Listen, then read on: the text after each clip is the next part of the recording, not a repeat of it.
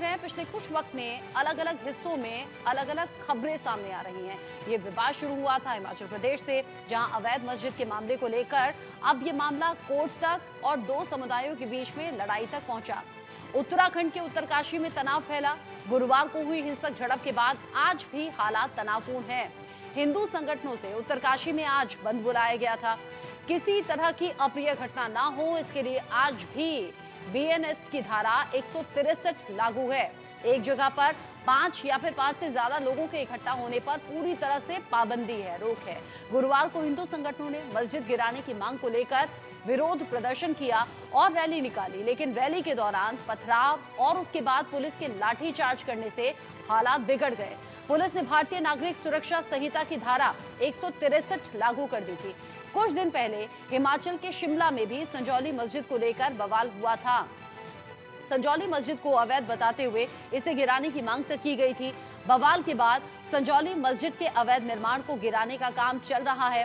संजौली की तरह हिमाचल के दूसरे शहरों में भी कई मस्जिद और मजार को लेकर उन्हें अवैध बताते हुए गिराने की मांग हुई थी और इसको लेकर बवाल अलग अलग तरीके से बढ़ा है।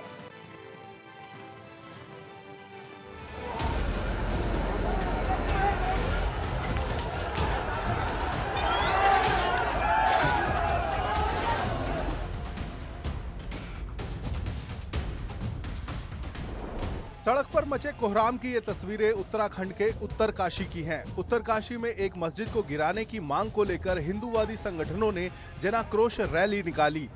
खाते धारकों की जमीन पर बनी मस्जिद के खिलाफ गुरुवार को निकाली गई रैली के दौरान पुलिस और प्रदर्शनकारियों के बीच झड़प हो गई। देखते ही देखते माहौल तनावपूर्ण हो गया। पुलिस ने प्रदर्शनकारियों को खदेड़ने के लिए लाठीचार्ज किया, जिसमें 8 पुलिसकर्मियों समेत 27 लोग घायल हो गए। शहर में तनाव को देखते हुए पुलिस ने बीएनएस की धारा 163 लागू कर दी है। एक जगह पर 5 या 5 से ज्यादा लोगों के इकट्ठा होने पर प्रतिबंध लगा दिया गया है। कल उत्तरकाशी में संयुक्त सनातन धर्म रक्षक संघ द्वारा एक रैली का आयोजन किया गया था। इस रैली में उनको सशर्त परमिशन प्रशासन द्वारा दी गई थी। उसमें इनका रूट डिसाइडेड था, समय भी डिसाइडेड था। तो वो उस रूट से न जा करके दूसरे रूट से जाने के लिए बैरियर पर काफ़ी देर तक हुज्जत करते रहे। उसमें पुलिस वालों ने उनको बहुत पेशेंटली उनको रोका। कुछ उसी प्रदर्शनकारियों में से कुछ लोगों ने पत्थरबाजी शुरू कर दी, जिस पे फिर हल्का बल प्रयोग करके उनको वहाँ से तितर-बितर करना पड़ा। पूरे उत्तरकाशी जनपद में 163 बीएनएसएस की धारा लागू कर दी गई, यानी जो पहले आईपीसी के 144 हुआ करती थी। इसमें अब 5 से ज़्यादा लोगों का समूह एक जगह एकत्रित नहीं हो सकता, धरना प्रदर्शन नहीं कर सकता, जुलूस नहीं निकाल सकता। पूरी तरह से शांति व्यवस्था यहाँ उत्तरकाशी जनपद में कायम है और मैं जनता से अपील करता हूँ कि हमारी शांति व्यवस्था कायम रखने में हमारी मदद। इस घटना के दूसरे दिन भी उत्तरकाशी में माहौल तनावपूर्ण बना हुआ है। पुलिस के लाठीचार्ज के विरोध में शुक्रवार को हिंदू संगठनों ने बंद का ऐलान किया। सुबह से उत्तरकाशी में दुकानें बंद रहीं। पुलिस और प्रशासन हालात पर नजर बनाए हुए हैं। संवेदनशील इलाकों में सुरक्षा बलों की तैनाती की गई है। गुरुवार को जनाक्रोश रैली पर ऊपर से पथराव किया गया। रैली के दौरान कुछ लोग पुलिस को पथराव से बचाते नजर आए। पत्थर मार रहे, वो देखो वहाँ छिपे हुए पीछे, वो देखो वहाँ पीछे। अरे पीछे जाओ भैया पुलिस वालों, वो मार रहे पुलिस वाले ऊपर से। अरे पत्थर मार रहे, वो देखो वहाँ छिपे हुए पीछे, वो देखो वहाँ पीछे। हम तो शांतिपूर्वक से अपना धरना रैली कर रहे थे। वहाँ पे जो है बड़े दुख की बात है कि हमारे प्रशासन ने जो है हमारा राष्ट्रीय राजमार्ग बंद किया और इसका हमको बड़ा खेद है कि जो है हमारी बात रखने का उन्होंने हमको मौका नहीं दिया। हमको जो है कलेक्ट्रेट जाना था राष्ट्रीय राजमार्ग से, उनको जो है मस्जिद के लिए सुरक्षा करनी थी, तो वहीं पे वो आगे करते राष्ट्रीय राजमार्ग हमारे लिए छोड़ देते। तो ये हमारे लिए जो है दुर्भाग्यपूर्ण बात है कि हमको अपने स्वाभिमान का रक्षा करनी है, स्वाभिमान का हक चाहिए हमको। जो हमारे ये लव जिहाद, लैंड जिहाद, ये गौ हत्या जिहाद, तो इसके लिए हम आए थे अपने नशा जिहाद ये फोन जिहाद, तो कई प्रकार का जो ये है हमारे साथ हो रहा, तो हम इसके लिए हम अपने रैली में आए थे। रैली पर ऊपर से पथराव के बाद ही हालात बिगड़ गए थे और पुलिस को भीड़ को तितर-बितर करने के लिए लाठी चार्ज करना पड़ा। जिले में एग्जाम भी चल रहा था और चारधाम हमारी चली रही है, तो थोड़ा ये लोग इनका विलम्ब हुआ, कोई बात नहीं, विलम्ब होते रहता था। फिर ये लोग अपने रूट में आए और सिंगल चौक के पास हम लोगों ने बैरिकेडिंग लगा रखी थी, क्योंकि उस रूट से आगे इनको अनुमति नहीं थी, इनका रूट अलग था। तो बैरिकेडिंग में इन लोगों ने काफ़ी देर तक वहाँ नारेबाजी की और धरना प्रदर्शन भी किया।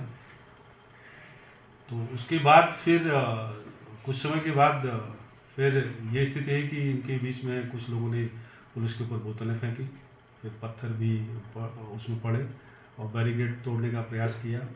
और इसी बीच फिर जब बैरिकेड तोड़ दिया गया तो पुलिस ने हल्का सा बल प्रयोग किया। दरअसल जिस मस्जिद को गिराने की मांग को लेकर लोग सड़कों पर उतरे, उस मस्जिद को लेकर जिला प्रशासन ने 21 अक्टूबर को एक रिपोर्ट जारी की थी। जिस जमीन पर मस्जिद बनी है वो जमीन खाते धारकों के नाम है। इससे पहले हिमाचल प्रदेश की राजधानी शिमला के संजौली में भी मस्जिद गिराने को लेकर बवाल हुआ था। मुगल काल में हजारों हिंदू मंदिरों को तोड़कर वहां मस्जिद, मजार और दरगाह बनाए गए थे। वाराणसी के ज्ञानवापी से लेकर मथुरा के श्री कृष्ण जन्मभूमि तक खुदाई में मंदिर होने के प्रमाण मिल चुके हैं। देश भर में ऐसी कई याचिकाएं हैं जो विवादित मस्जिदों को लेकर दायर हो रही हैं।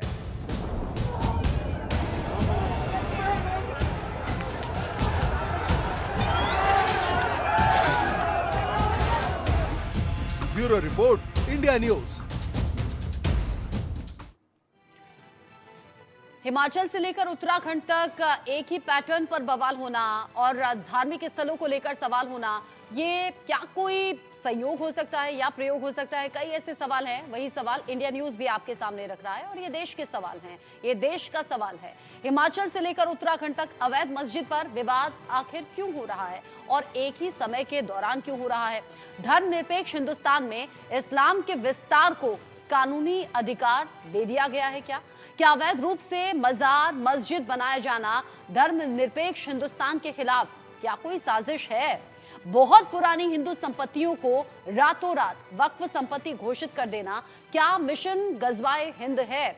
ऐसे कई सवाल इसलिए उठ रहे हैं क्योंकि आप देखेंगे अलग अलग इलीगल तरीके से कहीं भी मजार बन जाती है बिना किसी परमिशन के, और अब जब ये बन जाती है तो लोगों की धार्मिक आस्थाएं इससे जुड़ जाती हैं। इसी तरह कुछ मस्जिदों का निर्माण भी हो गया, और जब मस्जिदों का निर्माण सालों पहले हुआ और अब उन पर आपत्ति जाहिर की जा रही है तो इसे धर्म के चश्मे से देखा जा रहा है और ये कहा जा रहा है कि सांप्रदायिक सौहार्द बिगाड़ने की कोशिश है। लेकिन क्या वाकई ऐसा है या इसके पीछे कोई और संगठन है, कोई और लोग हैं जो काम कर रहे हैं? इस पर बात हम करेंगे। रत्नाकर सिंह जी है मेरे साथ में, बीजेपी के नेता हैं, स्वागत आपका। चंद्रमोहन शर्मा जी, कांग्रेस के प्रवक्ता, आपका भी स्वागत। डॉक्टर वसंत शिंदे मेरे साथ में हैं, सीनियर आर्कियोलॉजिस्ट, जो कि समझाएंगे इस तरह की पुरानी इमारतों को लेकर जो मिथ हैं वो क्या हैं और सच्चाई क्या है। डॉक्टर मोहित शुक्ला, हिंदू धर्मगुरु के तौर पर जुड़े हुए हैं मेरे साथ में। सैयद नफीरुल इस्लाम, मुस्लिम स्कॉलर, मेरे साथ में जुड़े हुए हैं। आप सभी का स्वागत। रत्नाकर सिंह जी, सबसे पहले मैं आपसे सवाल इसलिए करना चाह रही हूँ क्योंकि जो एक ही पैटर्न पर इस तरह के बवाल या फिर खबरें निकलकर सामने आ रही हैं वो एक निश्चित समय के इर्द गिर्द क्यों आ रही हैं? पहले हिमाचल में संजौली, फिर बाकी जिलों से खबरें सामने आई, फिर उत्तराखंड से ऐसी खबरें सामने आई। क्या कोई स्पेशल लोग हैं, क्या कोई खास संगठन है जो इसके पीछे काम कर रहा है?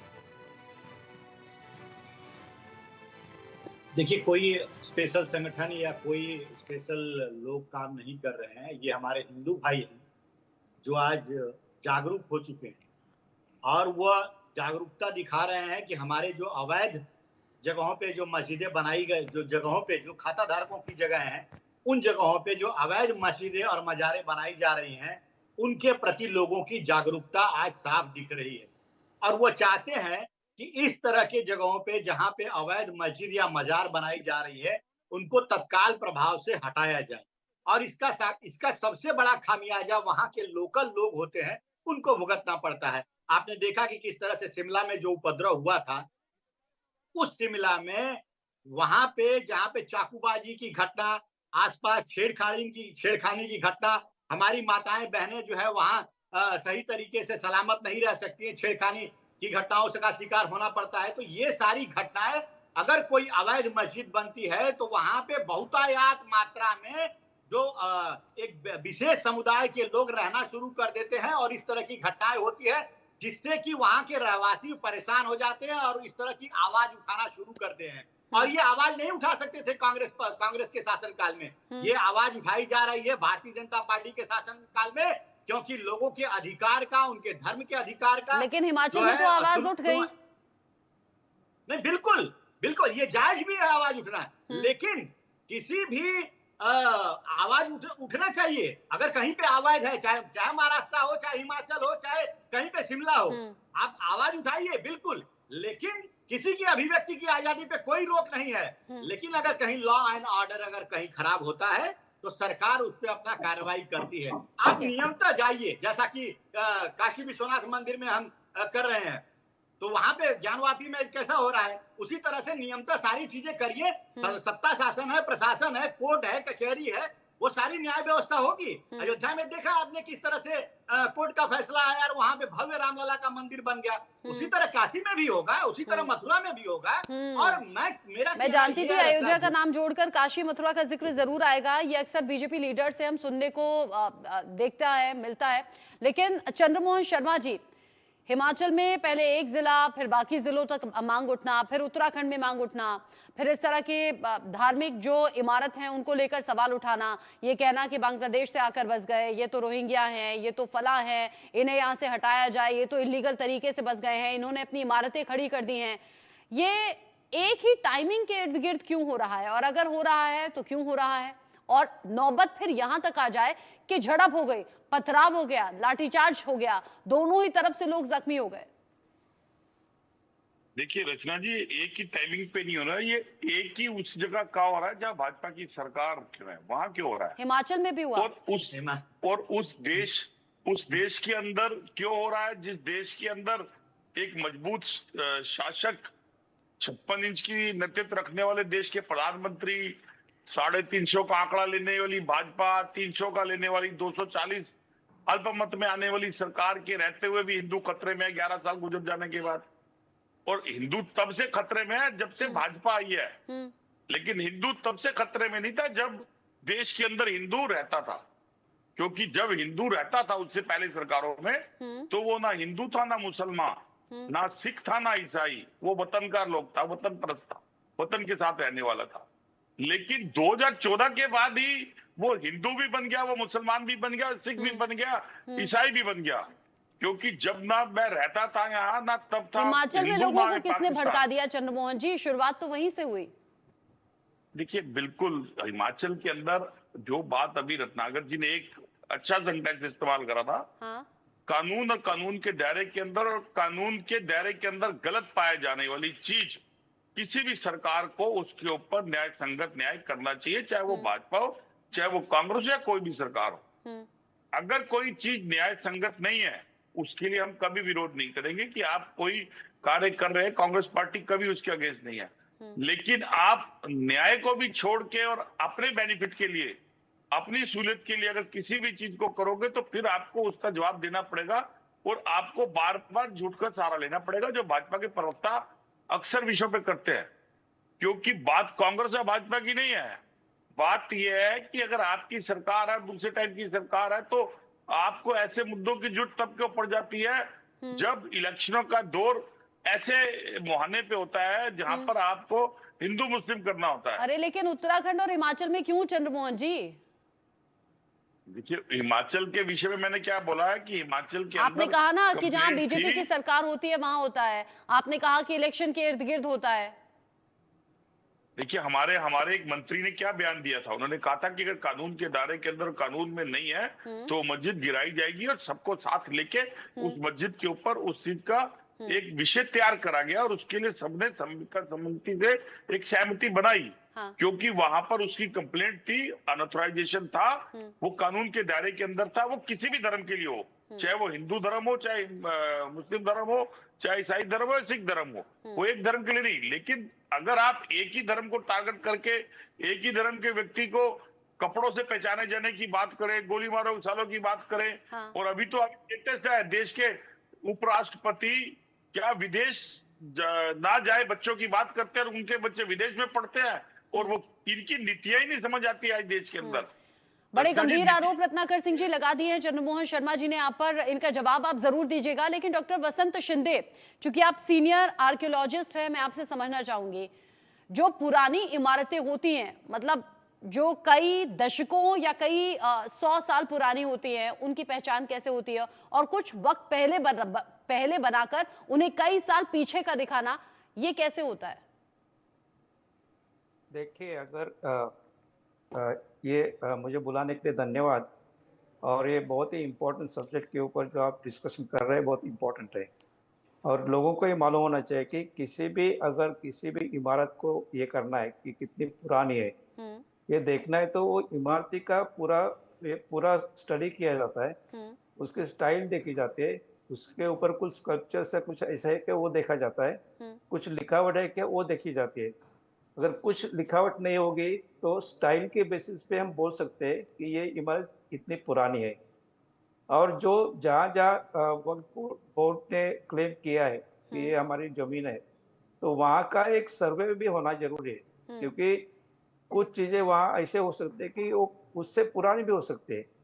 जैसे मैंने एक राजस्थान में गया था, एक साइट मैंने देखी थी, वो 4,500 साल पुरानी साइट, और वहाँ पे वक्फ बोर्ड बोलते हैं कि ये जमीन हमारी है। हाँ। तो अगर वहाँ पे 4,500 साल पुरानी अगर एविडेंस मिलता है, हाँ।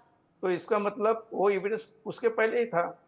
तो ये सब देखने के लिए हमारे पास काफी अच्छा ये है, हमारे पास ऑर्गेनाइजेशन है, जैसे आर्कियोलॉजिकल सर्वे ऑफ इंडिया है। अगर प्रमाण देखना है तो इन लोगों को बोल के प्रमाण देखना जरूरी होता है। हमारे पास इवन स्टेट आर्कियोलॉजी डिपार्टमेंट है, यूनिवर्सिटी में आर्कियोलॉजिस्ट है, तो इनकी मदद से इनकी पहचान करना जरूरी है। और पहचान करने के बाद ही उसको पूरा उसका स्टडी करके वो कितने पुराने वो देखना जरूरी है। और वो इसके अंदर आता है, वक्फ बोर्ड के अंदर आता है या उसके बाहर आता है, वो देखने की जरूरत है। और उसके बाद ही उसके ऊपर एक समझौता करके आप आपस में बात करके उसके ऊपर, यानी आप बता रहे हैं कि ऐसी किसी भी इमारत, ऐसी किसी भी जगह का सर्वे करें तो ये मालूम हो सकता है कि वो जगह कितने साल पहले निर्मित की गई, यानी कि बनाई गई।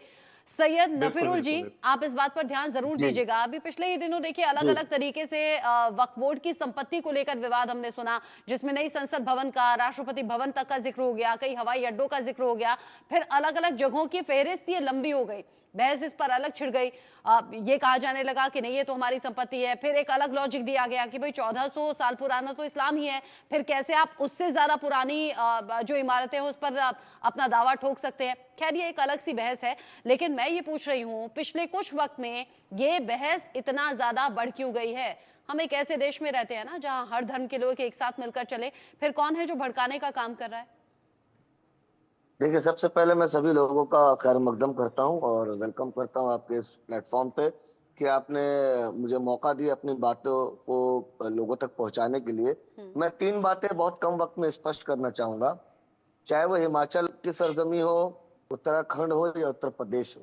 अगर इन राज्यों में चाहे किसी की भी सरकार हो, हुकूमत हो, अगर इन राज्यों में मस्जिद को लेकर या मंदिर को लेकर अगर कोई विवाद हो रहा है या विवाद करने की कोशिश की जा रही है कि ये अवैध तौर पे निर्माण किया गया है या इसकी कोई मान्यता नहीं है, तो इसकी जांच और इसकी जो पुख्तापन है, जो इसकी जेन्युइनिटी है, इसको प्रूफ केवल सरकार करेगी। और सरकार तब करेगी जब कानून के दायरे में रहकर उस जमीन की जो इतिहास है, जैसा कि जनाब ASI से जो बैठे हुए आर्कियोलॉजिकल सर्वे ऑफ इंडिया से उन्होंने बहुत अच्छी बातें कही कि किसी भी चीज की बुनियाद को जानने के लिए उसके तह तक जाना पड़ता है, और जाने के बाद पता लगता है कि ये बुनियाद 100 साल पुरानी है कि 200 साल है, 400 साल है या 5000 साल है। लेकिन सबसे बड़ा मुद्दा ये है कि आए दिन इन 3 राज्यों को मैं स्पेसिफिकली कोट कर रहा हूँ, यहाँ मंदिरों को लेकर, मस्जिदों को लेकर बहुत सारे विवाद हो रहे हैं। और कुछ तो ऐसे लोग हैं जी जी जी, कुछ तो ऐसे लोग हैं, कुछ संगठन है जो मुझे लगता है ना वो अपने धर्म की इज्जत करते हैं, ना अपने धर्म की मान करते हैं, ना किसी और धर्म की।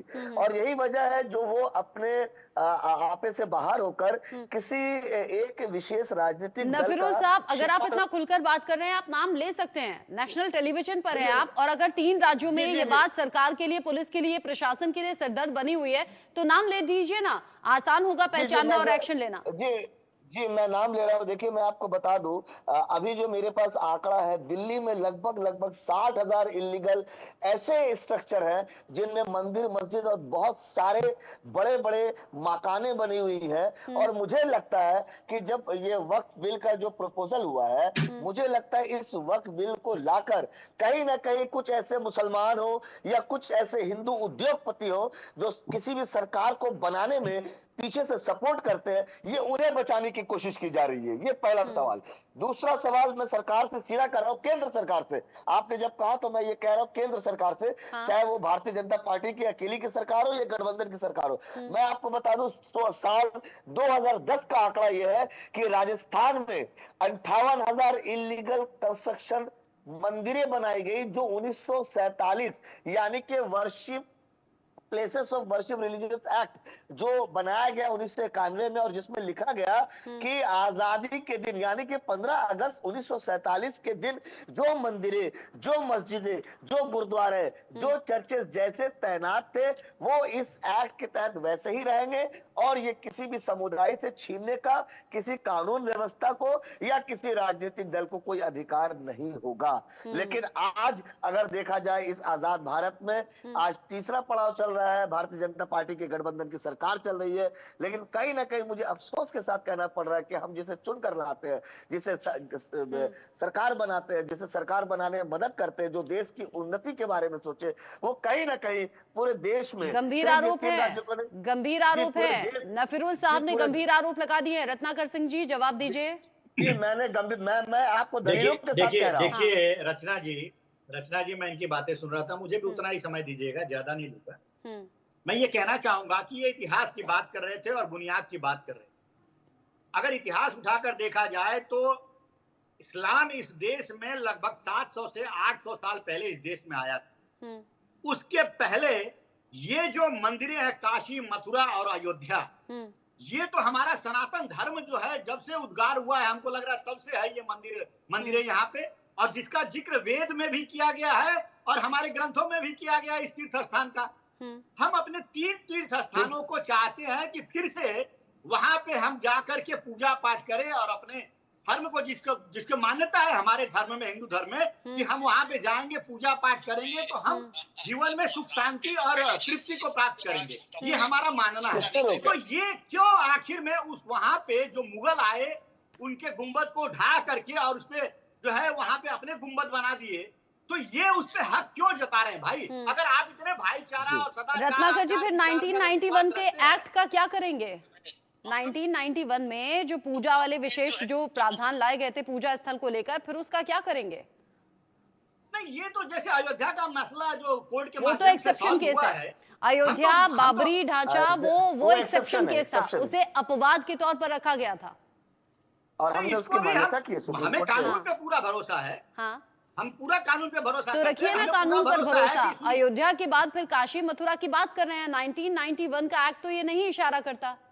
देखिए रचना जी, काशी में जो प्रमाण मिले हैं या मथुरा में जो प्रमाण मिले हैं, अभी हम लोग मांग कर रहे हैं कि वहां पे जो वजू खाना ये लोग कहते हैं, जहाँ पे हमारी मान्यता है कि शिवलिंग है वो, और वो शिवलिंग जो है 100 फीट नीचे तक है, उसकी खुदाई की जाए, ASI का सर्वे किया जाए और उसका साक्ष्य जो है प्राप्त हो जाएगा। अगर साक्ष्य प्राप्त होता है, ये सवाल है तो मेरे जहन में, कोई आपत्ति नहीं होनी चाहिए। ये सवाल है मेरे जहन में।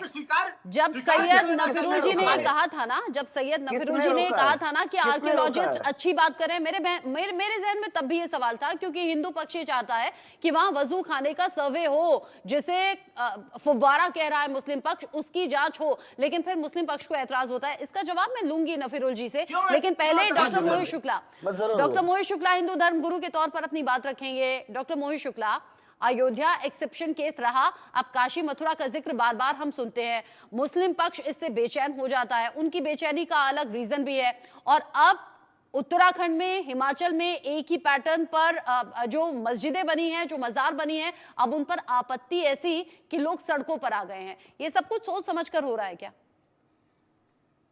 देखिए, कहीं से भी अगर कोई आवाज उठ रही है, और चाहे वो काशी के लिए हो, चाहे मथुरा के लिए हो, चाहे उत्तराखंड हो, उसका जो निपटारा है वो एक ही मार्ग से हो सकता है, वो है सत्य और न्याय के मार्ग। हाँ। जो सत्य है, जैसा अभी आपने आर्कोलॉजी के जो सर्वे करने वाले एक्सपर्ट हैं, स्पेशलिस्ट हैं, उनकी बात भी कराई, उनकी बात मैं सुन रहा था। तो जो इस तरीके के वैज्ञानिक दृष्टिकोण से हर चीज का पता करना चाहिए, और जो सच्चाई है, जो सत्य है, उसको उजागर करना चाहिए संपूर्ण विश्व के सामने। और सत्य और न्याय को, मेरा ऐसा मानना है, कोई भी संप्रदाय हो, चाहे मजहब हो, चाहे वो धर्म हो, हर कोई मानता है, और उसकी जांच करा के, और जो सत्य उसको उजागर करिए, और जो उजागर हो, सत्य हो, उसको सबको मानना चाहिए। जैसे अभी सर्वे हुआ था ज्ञान वापी का, तो उसमें भी ये तथ्य सामने आया कि यहाँ मंदिर बना था।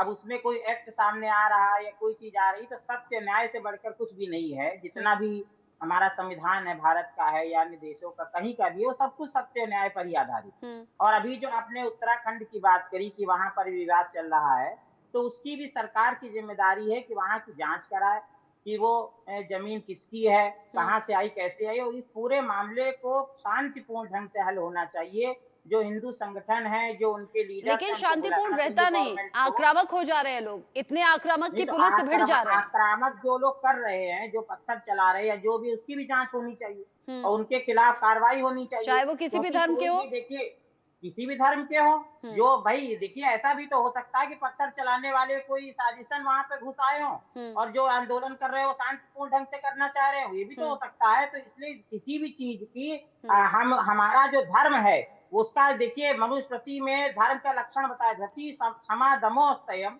शौचम इंद्रिय निग्रह धीर विद्या सत्यम अक्रोधो दशकम धर्म लक्षणम।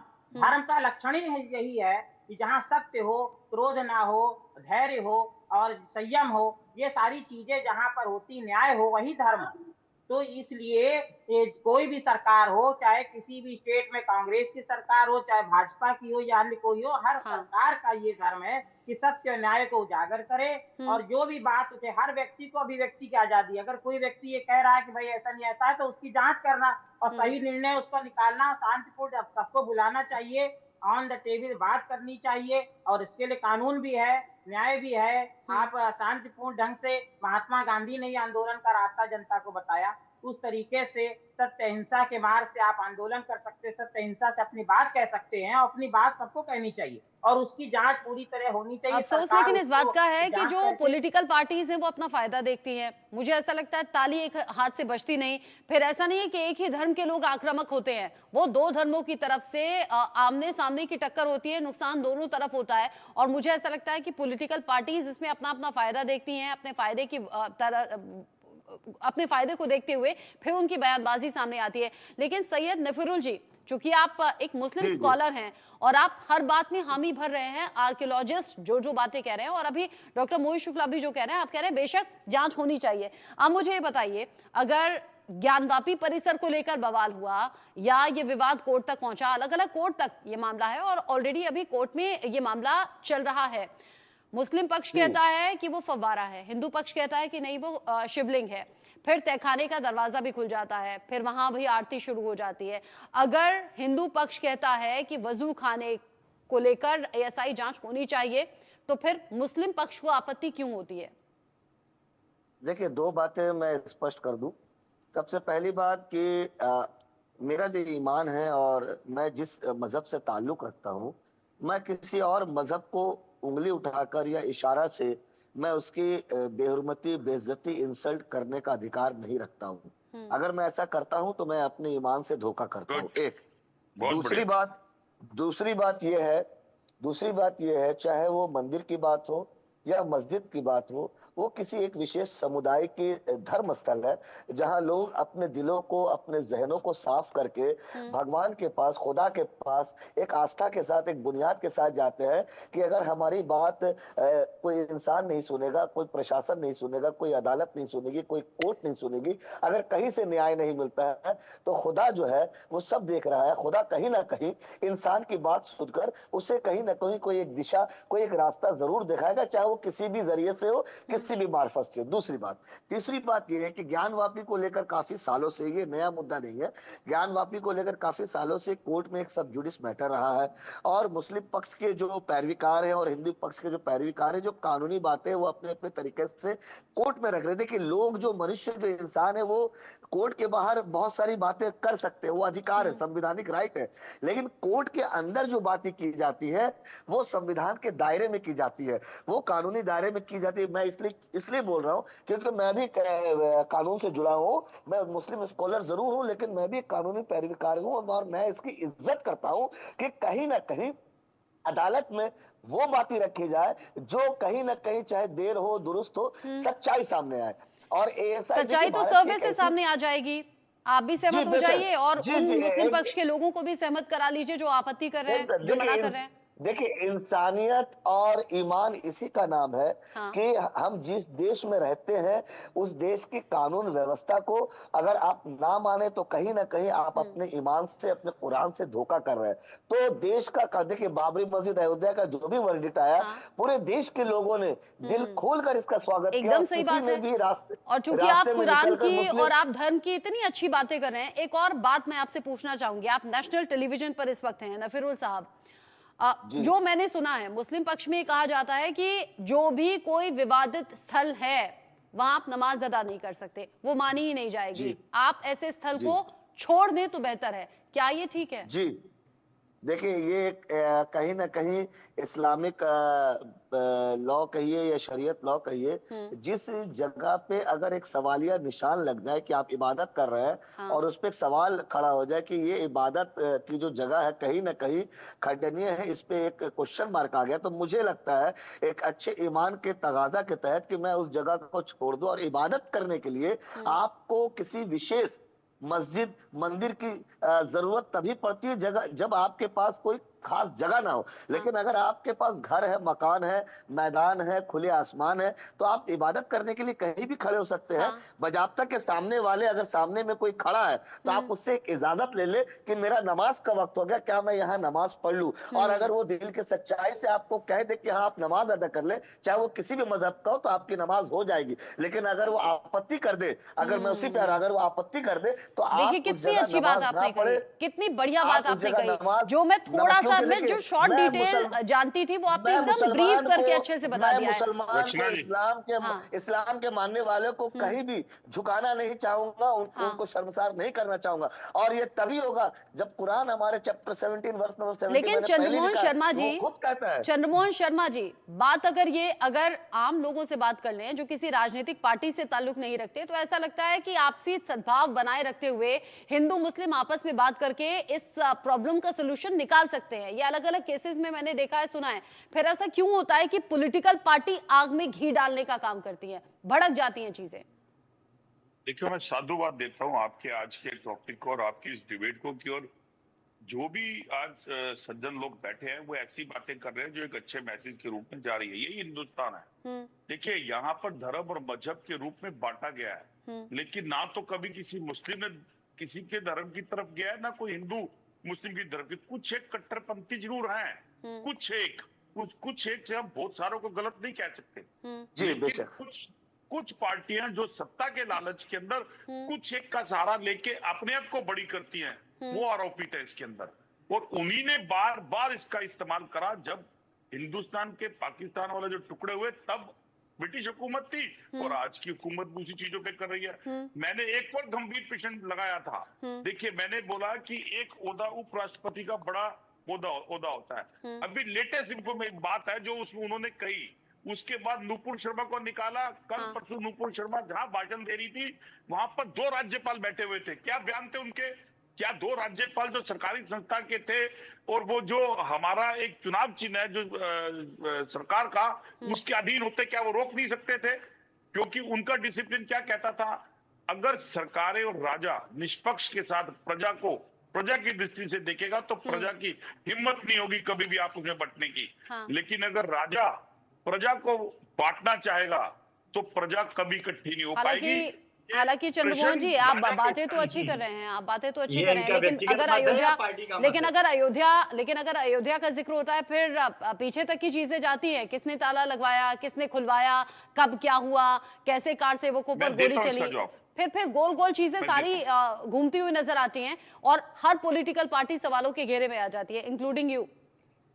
मैं छोटे से जवाब देता हूँ। देखिए बिल्कुल आपने जो कहा पेशेंटशील और कुछ पेशेंट हम पे खड़े हुए हैं हमारी पार्टी के नेता, लेकिन हमारी पार्टी के नेताओं ने कभी उससे दरकिनार नहीं किया। ठीक है, ताला लगाया, ताला खुलवाया हमने, एक ढांचे के ऊपर भी हमारे एक बड़े नेता का नाम आया, बिल्कुल हकीकत है। हाँ, लेकिन कभी भी देश की बनावट को बिगाड़ने के लिए हमने 80-20 नहीं करा। कांग्रेस पार्टी कभी 80-20 की तरफ नहीं गई। अगर आज भी हम सत्ता में ना होते हुए भी अगर अपने धर्म के किसी एक पक्ष की और एक हिंदुस्तानी की बात करते हैं तो सत्ता पक्ष हमें क्या कहता है कि मुस्लिम पक्षधारी है। ये मैं भी ब्राह्मण हूं, मेरे पास सामने बैठे हुए एक मुस्लिम पक्ष के हैं जो एआई के संस्थापक बैठे हुए हैं, वो हिंदू है, रत्नाकर जी खुद ब्राह्मण है, आप भी हैं। तो अगर हम सच बोलेंगे तो क्या हम विरोधी हो जाएंगे? ये धारा कब से पैदा हुई? ये धारा 2014 से पैदा हुई। क्यों पैदा हुई? क्यों कहा गया कि बटोगे तो कटोगे? गलतियां हुई होंगी और मेरे बड़े नेताओं ने उनको एक्सेप्ट भी किया और उसके लिए माफी भी मांगी, लेकिन ऐसा नहीं है कि ये भी बड़ी बात है कि गलती हो और उस गलती को स्वीकार कर लिया जाए। क्या बीजेपी के बड़े नेताओं की तरफ से भी ऐसा होना चाहिए? रत्नाकर जी, ऐसा क्यों बार बार इल्जाम लगता है, क्यों आरोप लगते हैं कि 2014 के बाद से चीजें बदल गई, धर्म के नाम पर बांटने की चीजें हो गई, धर्म से जुड़े हुए विवाद सामने आने लगे और रह रहकर फिर लोग सड़कों पर आने लगे? ये बार बार आरोप आपकी पार्टी की तरफ क्यों? देखिए, मैं एक चीज बता देना चाहता हूं। जो अभी यहाँ पे चंद्रमोहन जी कह रहे थे, ये इनका व्यक्तिगत विचार हो सकता है, लेकिन इनकी पार्टी का अगर इतिहास उठाकर देख लीजिए तो जो ये कह रहे हैं कि कथनी और करनी में बिल्कुल फर्क।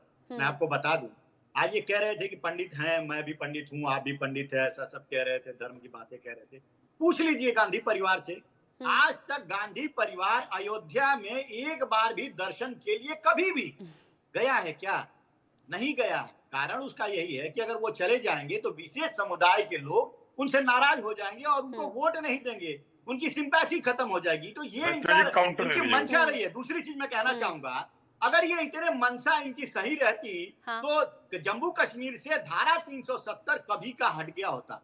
अगर इनकी मंशा अगर इतनी ही अच्छी होती तो इस देश में वक्फ बोर्ड जो आज कह रहा है कि संसद की जमीन भी उसकी है, उसको इतना अधिकार देने का काम किसने किया था? यही कांग्रेस पार्टी ने किया था। अगर इनकी मंशा एकदम बिल्कुल साफ और पाक होती तो बाबरी मस्जिद का विवाद सालों पहले हल हो गया होता उसी कोर्ट के माध्यम से, लेकिन नहीं, इन्होंने तो पैराभिकार। चंद्रमोहन जी क्या कह रहे हैं रत्नाकर जी? मंशा साफ नहीं है क्या? अयोध्या नहीं पहुंचे? मंशा साफ नहीं है क्या? बताइए। चंद्रमोहन जी जवाब देंगे, चंद्रमोहन जी जवाब देंगे। रत्नाकर जी, चंद्रमोहन जी जवाब देंगे, फिर आपसे भी कुछ सीरियस सवाल होंगे। रत्नाकर जी, चंद्रमोहन जी को बोलने दें। रत्नाकर जी, आप अपनी बात पूरी कीजिएगा। पहले आपकी बात पर काउंटर करना चाहते हैं चंद्रमोहन जी, मंशा को लेकर सवाल आपने पूछा है। आपने बहुत समय दिया है, मुझे अपनी बात पूरी आप अपनी बात पूरी कीजिएगा। चंद्रमोहन जी चूंकि काउंटर करना चाहते हैं आपकी बात पर, जल्दी से। देखिए, मंशा थी। अरे रत्नाकर जी सुन लीजिए, सुन लीजिए। Have patience please, please, national television है। चंद्रमोहन जी जल्दी से। डिबेट बहुत अच्छी हो रही है, सुनिए। मंशा थी तभी देश एक रहा। मंशा थी, अगर विवाद छिड़ा तब भी हमने सब पक्षों को ढाके उसको सुलझाने की कोशिश करी। मंशा थी तभी पुराने प्रधानमंत्रियों ने, चाहे वो आपके भी रहे हों और हमारे भी रहे हों, कभी 80-20 की बात नहीं करी। मंशा थी तभी आपके भी 2 प्रधानमंत्री रहे और हमारे तो रह ही गए। उन्होंने कभी भी एक धर्म के वर्ग के, एक देश के हिंदुस्तानी को कपड़ों से पहचाने जाओगे नहीं कहा, गोली मारो सालों को नहीं कहा, पाकिस्तानी है, उग्रवादी है, खालिस्तानी है नहीं कहा, और संसद में खड़े होकर कहा, बे ओए आगे मैं कहना नहीं चाहता हूं। ये मंशा थी हमारी। हमने अरे मंशा थी कि देश का हर नागरिक की रत्नाकर जी जवाब, ठीक है, जल्दी से 30 जल्दी से। सेकंड। और अगर आपकी नजर में नेहरू परिवार मंदिर में जाने से अगर आप समझते हो वो हिंदू है, तो भाजपा के कहने की कोई जरूरत नहीं है। भाजपा जो कहती है कहे। और अगर मुझे पूजने में राम जी घर मिलते हैं और मुझे इबादत के अंदर अल्लाह मिलते हैं, गुरु नानक देव मिलते हैं, तो आप जैसे भाजपा की मुझे कोई जरूरत नहीं है। ये आपने राजनीति में घुसाया धर्म को। रत्नाकर जी, इस बात का जवाब भी दीजिएगा। जो बीजेपी के बड़े चेहरों के जरिए नारे दे दिए जाते हैं, कई बार वो विवादित हो जाते हैं। कुछ नारों का जिक्र तो अभी चंद्रमोहन शर्मा जी ने कर भी दिया। एक और सवाल मैं पूछना चाहूंगी, अगर ऐसे विवादित स्थलों का मुद्दा अब रह रहकर उठेगा आज 2024 में, और फिर ये जिद होगी कि अयोध्या का काम तो पूरा हो गया, काशी मथुरा बाकी हैं, फिर अलग अलग जगहों का और ज्यादा जिक्र होने लगता है कि फला जगह भी मंदिर था, यहां भी मस्जिद बना दी गई, यहां भी मजार बना दी गई, तो ऐसे तो अनगिनत चीजें निकलकर सामने आ जाएंगी। क्या बार बार मुस्लिम समुदाय से ये उम्मीद की जाएगी कि यहां भी कॉम्प्रोमाइज कर लीजिए, इस जगह को भी छोड़ दीजिए? रचना जी देखिए, देश का हर हिंदू जानता है कि हमारे लिए तीर्थ से किसी कम नहीं है अयोध्या, काशी और मथुरा। तो अगर उस तीर्थ स्थान पे जहाँ पे मुगलों ने उसका अतिक्रमण करके उन जगहों को अपवित्र कर दिया, मुगलों ने तो अनगिनत जगहों पर कब्जा किया था, अनगिनत जगहों पर मंदिरों को तोड़कर फिर मस्जिदें और बाकी चीजें बना दी गई थी। तो मैं ये पूछ रही हूँ, क्या उन अनगिनत जगहों पर बीजेपी और जो धार्मिक गुरु हैं वो अब दावा करेंगे, या सिर्फ ये 3 जगह तक सीमित है, अयोध्या, मथुरा और काशी? अभी मुझे पूरा आपके प्रश्न का जवाब देने का मुझे मौका देंगी, मुझे उम्मीद है मैं पूरी बातें कर लूंगा। जी बोलिए। देखिए, ये 3 जगह जो है हमारे तीर्थ स्थल है और ग्रंथों में, वेदों में भी इसका जिक्र हुआ है। और आज अगर वो, जैसा कि आपने अभी खुद इस्लामिक स्कॉलर से पूछा कि अगर कोई जगह विवादित होती है तो ये स्वतः इनको हट जाना चाहिए वहां से, क्योंकि जो है वो वहां पे अगर कोई क्लेम कर रहा है विवादित स्थल है, और जो ग्रंथों में भी लिखा है कि काशी, मथुरा और अयोध्या में हमारे प्रभु जो है विराजमान थे, हमारे जो इष्ट देव वो विराजमान थे, तो इनको स्वतः हट जाना चाहिए। लेकिन ये क्यों आपत्ति जता रहे हैं भाई? हम तो तीन मुख्य जो है तीर्थ स्थल उसको मांग कर रहे हैं। और रही बात अन्य जगहों की, तो अन्य जगहों में मैं बता दूं रचना जी कि किस तरह से अवैध रूप से कब्जा करके, सरकारी जमीनों को कब्जा करके वहां पे मजार बना देना, मस्जिद बना देना, इर्द गिर्द में अतिक्रमण करके और विशेष समुदाय के लोगों को बसा देना, फिर वहां पे चाकूबाजी की घटना, छेड़खानी की घटना, ये सारी घटनाएं जो है वहां के लोकल लोगों के संज्ञान में जब आता है तो निश्चित रूप से वहां के लोकल लोग उस पर आपत्ति उठाएंगे। मैं जवाब देना चाहता हूँ चंद्रमोहन जी की। अभी ये बड़ा गंगा जमुनी की तहजीब की बात कर रहे थे और कह रहे थे कि हम जो है सबको साथ लेकर चलते हैं, लेकिन पूछ लीजिएगा राहुल गांधी से कि क्या इन्होंने एक बार भी राम गोपाल जो है मिश्रा की जब हत्या कर दी गई, 22 राउंड की गोली मार दी जाती है, उसको गोली मार के उसकी हत्या कर दी जाती है, उस पर एक बार भी राहुल गांधी का बयान आया?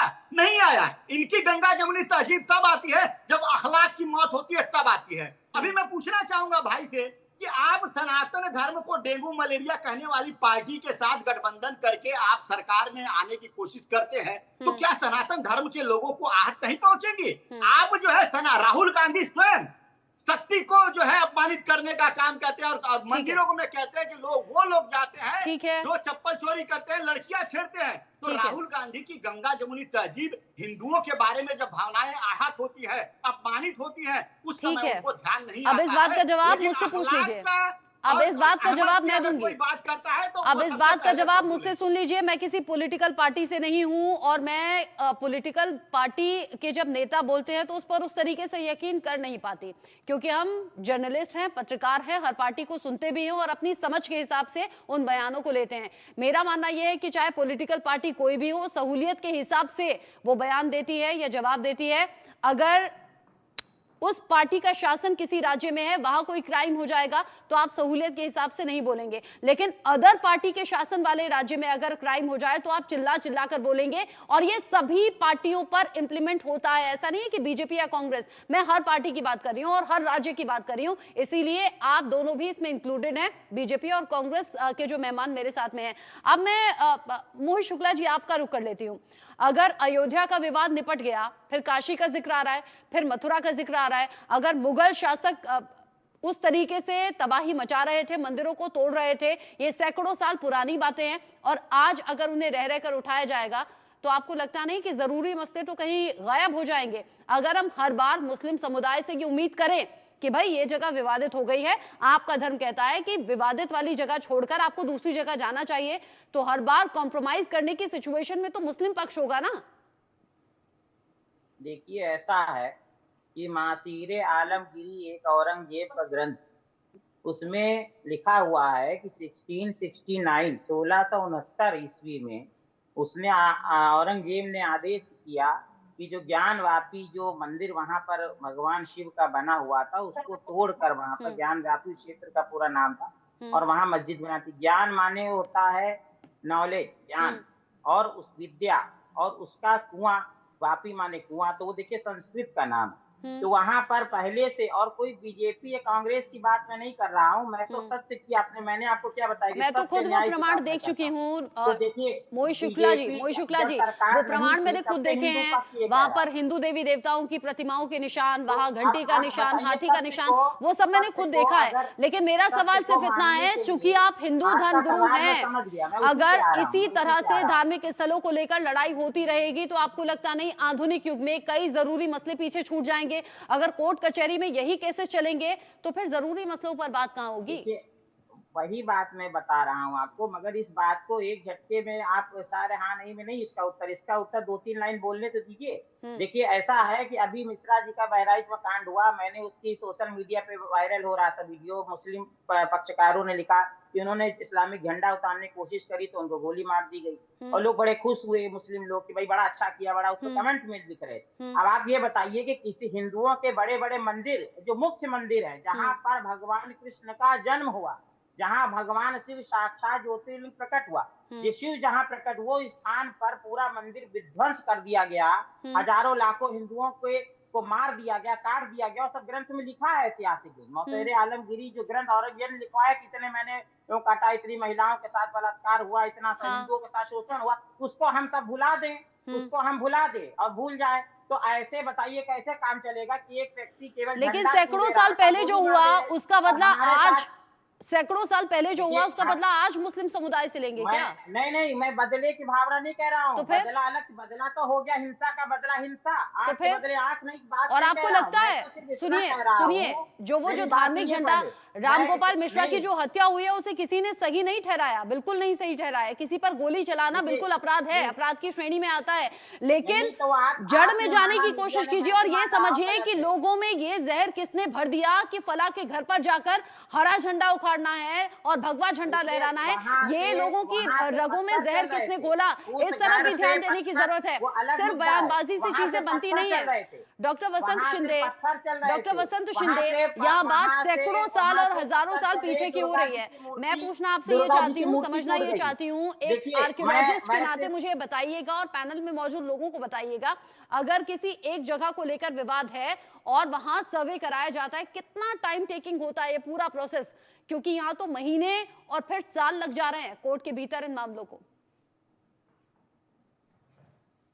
देखिए मेरा कहना यह है कि अगर कोई विवाद होता है, वैसे तो विवाद जहाँ नहीं होता वहाँ नहीं करना चाहिए कुछ, लेकिन अगर विवाद होता है तो उसके लिए कोई प्रोसीजर भी हमको फॉलो करना चाहिए। उसमें झगड़ा करके हमको मिट नहीं सकता।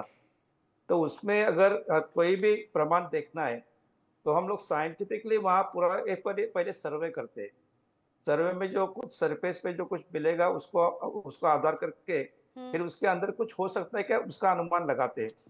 तो उसके लिए 3-3, 4-4 महीने हम घर से बाहर रख के वहाँ खुदाई करते हैं और चाकू और ब्रश से खुदाई करके छोटी छोटी चीजें हम निकाल के जो सबूत है उसको हम बाहर निकालने की कोशिश करते हैं। हाँ। तो अगर ये ऐसा विवाद होता है, अगर जैसे ज्ञानवापी का आपने जिक्र किया, मथुरा का जिक्र किया, हिस्टोरिकल डॉक्यूमेंट्स हम जानते हैं कि वहाँ पे वहाँ पे मंदिर था, उसको ध्वस्त करके वहाँ मस्जिद बनाई, ये जानते हैं। लेकिन आप जैसे बोल रहे कि ये हम अभी हजारों साल के बाद उसी को निकालते रहेंगे क्या? वो नहीं करना चाहिए। अगर विवाद होता है हाँ। तो फिर साइंटिफिकली उसको देख के वहाँ जो सबूत मिलते हैं उसको देख के हमको उसको दुनिया के सामने, लोगों के सामने रखना चाहिए और दोनों धर्म के लोग सामने बैठ के उसके ऊपर क्या हम ये निकाल सकते हैं कि उसके ऊपर हम एक जरिया क्या निकाल सकते हैं वो देखना चाहिए। ठीक है, तो ये अच्छी बात आपने साइंटिफिक कही है। काम करने का नफीरुल बहुत जी, इम्पोर्टेंट। नफीरुल जी, सैयद नफीरुल जी, चूंकि अब मैं वाइंड अप की तरफ जा रही हूँ आगे, और आप एक पढ़े लिखे मुस्लिम स्कॉलर हैं, मैं आपसे ही पूछना चाहूंगी, धार्मिक भावनाओं को आहत करना क्या इतना इजी होता है? माना कि अगर कहीं झंडा उखाड़कर दूसरा झंडा लगाया भी जा रहा था, मुस्लिम समुदाय के भीतर ये जहर किसने घोला कि अगर कोई ऐसा करे तो सीधा गोली मार दो? और ये मैं इसलिए पूछ रही हूँ आपसे क्योंकि ऐसी घटना घटी, और मैं ये बिल्कुल नहीं कह रही कि दूसरे धर्म की तरफ से यानी कि हिंदू धर्म की तरफ से ऐसा नहीं होता है, ये दो तरफा चीजें हैं, लेकिन आपसे पूछ रही हूँ कि मुस्लिम धर्म में ज्यादा क्यों हो रहा है? देखिए, सबसे पहली बात, जो घटना हुई बहरेच में, देवरिया में और अभी उत्तरकाशी में, मैं इसकी निंदा करता हूँ। मैं सबसे पहले भारतीय नागरिक हूँ और निंदा करना जरूरी है। वो भी किसी के औलाद है, बेटे हैं, किसी के जब सुपुत्र चला जाता है तो उसका तकलीफ उससे बेहतर कोई नहीं समझता है। ये पहली बात। दूसरी बात, राहुल गांधी को लेकर रत्नाकर जी ने एक बातें कही तो बहुत अफसोस की बात है कि देश के प्रधानमंत्री जब मणिपुर में औरतें बिना कपड़ों के रास्ते में चलाई जाती है तो कुछ नहीं कहते। ये दूसरी बात। तीसरी बात मैं बता दूं कि जो धार्मिक भावना है, ये देखिए कुछ जी जी जी, मैं जवाब दे रहा हूँ रत्नाकर जी, मैं आपकी इज्जत करता हूँ। मैं विद ड्यू रिस्पेक्ट, हर घर निकलेगा सड़कों पे, कौन जहरबाद और कहाँ से आते हैं ये लोग? ये कौन से जगह से इनकी सोच बनाई जाती है? इसमें झूठ तो नहीं है ना रत्नाकर जी, मणिपुर नहीं पहुंचे ना, इसमें झूठ नहीं है, सुन लीजिए। इसलिए मणिपुर प्रधानमंत्री जी पहुंचने से सारी परिस्थिति मणिपुर में सुधर नहीं जाती। हमने वहाँ पे सत्ता शासन की मदद से वहाँ पे परिस्थितियां कंट्रोल की, और मणिपुर में हमने चर्चा किया। भागे क्यों ये लोग, कांग्रेस के लोग चर्चा करने से भागते क्यों? रचना जी 1 मिनट बोलने दीजिए। नफीरुल जी बोलिए, बात खत्म कर लीजिए अपनी। एक मिनट। तीसरी बात, जो धार्मिक भावनाएं है, देखिए कुछ, मैं आपने पहले भी कहा, मैं कुछ विशेष राजनीतिक दल जो हमारे देश में चाहे शासन में हो या अपोजिशन में हो, ये जो कुछ नौजवान युवक होते हैं, चाहे वो हिंदू धर्म के हो, मुसलमान धर्म के हो, इनके खाली दिमागों को ये इस्तेमाल करते हैं। अगर इस्तेमाल नहीं किया करते तो मैं आपको बता दूं, मिडिल ईस्ट में UAE, Saudi Arabia, Kuwait, Qatar, Oman, Bahrain मिलाकर लगभग 92 लाख हमारे हिंदू भाई हैं, जो मैं आंकड़े के साथ कह रहा हूँ, मैं डेटा दे सकता हूँ आपके नेशनल चैनल को, जो वहां काम करते हैं, रोजगार करते हैं, परिवारों के साथ रहते हैं, और वहां कोई मुस्लिम भाई उन्हें गोली उठाकर नहीं मारता। क्यों? क्योंकि देश का जो प्रशासन है, जो कानून है, अगर वो मजबूत हो जाए तो किसी की बाप की ताकत, बांग्लादेश में क्या हुआ? ठीक है, मैंने सभी को सुन लिया, मैंने सभी को सुन लिया। मेरा कहना सिर्फ इतना है, किसी भी धर्म के लोग हों, हिंसा कतई बर्दाश्त नहीं होनी चाहिए, हिंसा के रास्ते पर नहीं जाने चाहिए। अगर धार्मिक भावनाएं आहत होती हैं तो आपकी धार्मिक भावनाएं इतनी हल्की नहीं होनी चाहिए कि किसी के कहने से या किसी के कुछ करने से आहत हो जाएं। आप सभी मेरे साथ में जुड़े, क्योंकि पहले हिमाचल फिर उत्तराखंड में इस तरह के केसेस सामने आ रहे हैं। इस पर ध्यान देने की जरूरत है, और अपने घर के बच्चों पर भी ध्यान देने की जरूरत है कि कौन उनमें जहर बो रहा है या भर रहा है, जिसके बाद ये घटनाएं हो रही हैं। आप सभी का शुक्रिया।